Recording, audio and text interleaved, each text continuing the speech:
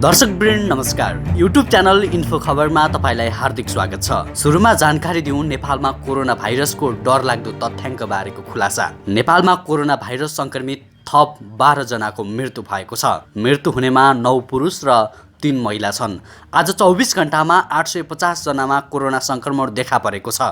नेपालमा अहिलेसम्म 210 जनाको कोरोनाको कारण ज्यान गएको छ। स्वास्थ्य तथा जनसङ्ख्या मन्त्रालयका प्राध्यापक डाक्टर जागेश्वर गौतमले नियमित प्रेस ब्रिफिङमा शनिबार दिएको जानकारी अनुसार पर्सा र ललितपुरमा 2 तथा सिराहा, गोर्खा, कास्की, काठमाडौँ र भक्तपुरमा 1 जना गरी 9 जना पुरुषको मृत्यु भएको छ। मन्त्रालयका अनुसार काठमाडौँ, भक्तपुर र पाल्पामा 1 जना महिलाको पनि मृत्यु भएको छ। यो सँगसँगै नेपालमा कोरोनाको कारण मृत्यु हुनेको सङ्ख्या 207 पुगेको छ। नेपालमा कोभिड-19 को सम्भावित अवस्थाबारे गरिएको गणितीय मोडलिङले निकै भयावह अवस्थाको सङ्केत गरेको छ। यस पूर्वानुमान अनुसार अति खराब अवस्थामा 2020 को अन्त्यसम्म नेपालको 81% जनसङ्ख्यामा सङ्क्रमण देखिन सक्छ। त्यस्तै 49,200 को ज्यान जान सक्छ। रिपोर्ट अनुसार कडाइ अति नै भए पनि वर्षको अन्त्यसम्म 64.8% जनसङ्ख्यामा कोरोना सङ्क्रमण देखिनेछ। 32,200 को ज्यान जानेछ। लोकसेवा आयोगले यस वर्ष निजामती कर्मचारीका लागि विज्ञापन नगर्ने भएको छ। आयोगले असोजको अन्तिम बुधबारदेखि विज्ञापन खुलाउने निर्णय गरेको थियो, तर कोरोना भाइरसको सङ्क्रमण बढेपछि नखोल्ने तयारी गरेको हो। लोकसेवा आयोगले यस वर्ष निजामती कर्मचारीका लागि विज्ञापन नखुलाउने बताइरहँदा कर्मचारी अभाव हुने देखिएको छ। मन्त्रालयका एक सहसचिवका अनुसार यस वर्ष कम्तीमा 20,000 को सङ्ख्यामा कर्मचारी अभाव हुनेछ। निजामती किताबखानाले यस वर्ष 2,480 कर्मचारीले अनिवार्य अवकाश लिन लागेको सूची सार्वजनिक गरेको छ। त्यसमध्ये 19 जना सचिव तथा 1 जना मुख्य सचिवले अनिवार्य अवकाश पाउँदैछन्। त्यसैगरी 621 जना शाखा अधिकृत तहका कर्मचारीहरूले अनिवार्य अवकाश पाउनेछन्। शाखा अधिकृतभन्दा माथिल्लो तहका कर्मचारी मात्र 1,000 भन्दा बढीले अनिवार्य अवकाश पाउन लागेका छन्। गत वर्ष आयोगले स्थानीय तहका लागि करिब 9,000 र सङ्घका लागि 4,574 सिटका लागि विज्ञापन खुलाएको थियो। आयोग स्रोतका अनुसार हरेक वर्ष 10,000 सिटको हाराहारीमा विज्ञापन खुलाउने गरिएको छ। आयोगले हरेक वर्ष असोज अन्तिम बुधबारदेखि सुरु गरी चैतको अन्तिम बुधबारसम्म विज्ञापन खुलाउँदै आएको छ। सरकारले 2 वर्ष अघि 48,200 सङ्घमा, करिब 22,000 प्रदेशमा र करिब 68,000 सङ्घमा वैमन गरेको छ। कर्मचारी समायोजन गरेको वर्ष भने सरकारको आग्रहमा आयोगले विज्ञापन खुलाएको थिएन। मन्त्रालयका एक उच्च कर्मचारीका अनुसार नयाँ कर्मचारी भर्ना गर्न आयोगले विज्ञापन खुलाउनै पर्ने अवस्था आएमा परीक्षाको मोडल फेरेर भए पनि विज्ञापन खुलाउने विषयमा पनि आयोग र मन्त्रालयका प्रतिनिधिबीच अनौपचारिक कुराकानी भइरहेको आजको नागरिक दैनिकमा खबर छ। भाट भटिनीले बजार मूल्यभन्दा 450 रुपियाँ सस्तो मूल्यमा खसीको मासु बिक्री गरिरहेको छ। भाट भटिनीले नेपालगञ्ज र भैरहवाबाट ल्याएका खसीको मासुको मूल्यमा थोरै मार्जिन राखेर मात्रै बिक्री गरिरहेको छ। नेपालगञ्जमा 700 रुपियाँमा प्रति केजी खसीको मासु पाइन्छ। हामीले नेपालगञ्जबाटै ल्याउँथ्यौँ, भैरहवाबाट पनि ल्याउँदैछौँ।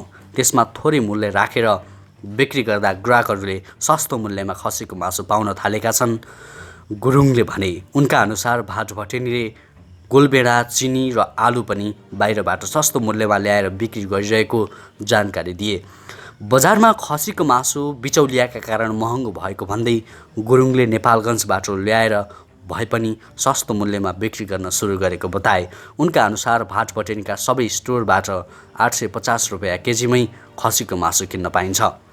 दर्शकवृन्द, त्यसैगरी खाँदबारी आइसोलेसन तोडफोडका आरोपी 2 जनामा पनि कोरोना देखिएको छ।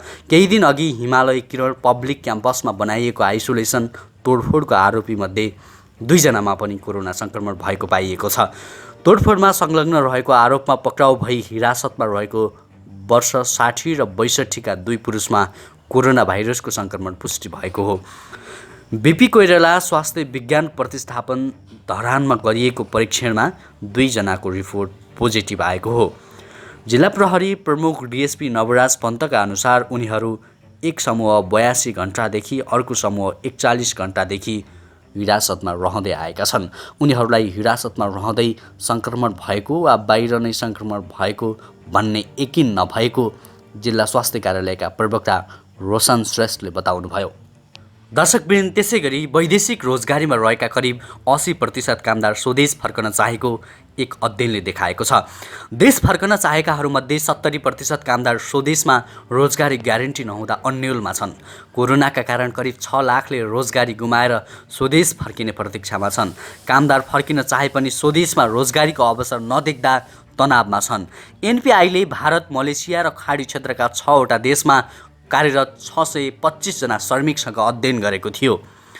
धेरैले परिवारसहित स्वदेशमै स्वरोजगारमा संलग्न हुन चाहे पनि आफूसँग पैसा नभएको अध्ययनका क्रममा पाइएको थियो। 80% कामदार विदेशमा श्रम गर्दा कमाएको धेरै पैसा घर परिवारका महिनै पछि आवश्यकता पूर्ति गर्नमै खर्चिन्छन्, जसले गर्दा फर्के पनि सानो रकम लगाएर भए पनि स्वरोजगारमा संलग्न हुन चाहे पनि इच्छा पुर्याउन नसकेको उक्त अध्ययनमा देखिएको छ। एनपिआईका कार्यकारिणी सदस्य एवं अनुसन्धानकर्ता सरू जोशीले श्रमिकको पारिश्रमिक न्यून हुँदा वैदेशिक रोजगारीबाट प्राप्त आम्दानी दैनिक खर्चमै सकिने गरेको बताइन्। उनले भनिन्, फर्केका कामदारहरूलाई उद्यमी बनाउन राज्यले सहयोग गर्नुपर्छ। सरकारले सहुलियतका कार्यक्रम ल्याए पनि प्रभावकारी हुन सकेको छैन। अनुसन्धानकर्ता जोशीले स्थानीय स्तरमै प्राप्त रोजगारी सिर्जना गर्न सकिने प्रशस्त सम्भावना देखिए पनि सरकारले ठोस कार्यक्रम ल्याउन नसकेको बताइन्।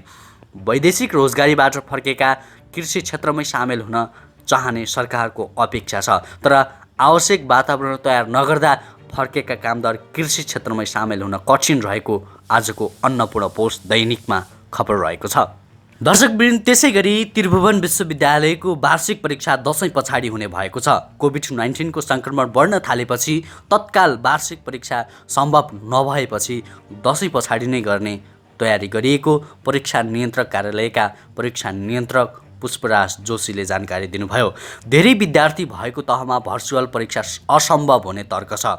परीक्षा नियन्त्रक जोशीले सेमेस्टर प्रणाली परीक्षाको खाका सहितको प्रतिवेदन सम्बन्धित डिन कार्यालयलाई बुझाइएकाले कसरी परीक्षा गर्ने भन्ने बारे छलफल हुने बताउनुभयो। सेमेस्टर परीक्षाका बारेमा भर्चुअल माध्यमबाट परीक्षा लिने भन्ने कुरा पनि चलेको छ उहाँले भन्नुभयो, तर कति सम्भव हुन्छ डिन कार्यालयले बुझाएको प्रतिवेदन बुझाएपछि गर्ने वा नगर्ने भन्ने हुन्छ।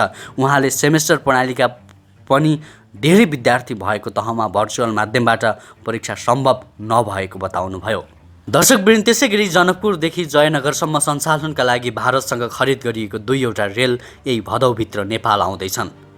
नेपाल र भारतबीच G2G प्रक्रियाबाट रेल खरिद भएको थियो। नेपालमा रेलवे कम्पनीका महाप्रबन्धक गुरु भट्टराईले भदौभित्र नेपालमा रेल आइपुग्ने जानकारी दिनुभयो। कोरोना महामारीको सङ्क्रमण सामान्य नभएसम्म रेल सञ्चालनमा भने आउने छैनन्, तर भदौभित्र रेल नेपाल आइपुग्नेछन् उहाँले भन्नुभयो। 2 वर्ष अघि 2075 पुस 29 गते सम्पन्न मन्त्री परिषद बैठकले भौतिक पूर्वाधार तथा यातायात मन्त्रालयलाई 2वटा रेल खरिदका लागि सैद्धान्तिक स्वीकृति प्रदान गर्ने निर्णय गरेको थियो। मन्त्री परिषदको स्वीकृतिपछि रेल विभागले G2G प्रक्रियाबाट भारतको कोकन रेलवे कर्पोरेसनसँग 84 करोड 65 लाख रुपैयाँमा 2वटा रेल किन्ने प्रक्रिया अगाडि बढाएको थियो।